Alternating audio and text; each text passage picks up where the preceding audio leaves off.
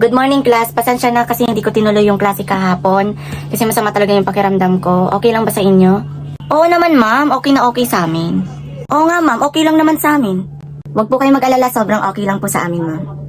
Teka, absent ba si Lando? Asan si Lando? Ah, hindi po. Present po. Magkasama po kami, ma'am. Oh my God, magkasama sila? Magkasama kayo? Bakit, ma'am? Galit po kayo?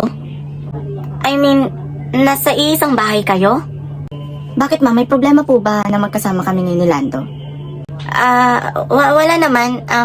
Maganda yan. Para at least isang camera na lang gamitin nyo. Alam nyo po ba, ma'am, sobrang bait po dito ni Rowena. Saka, inaasikaso po niya ako ng maayos.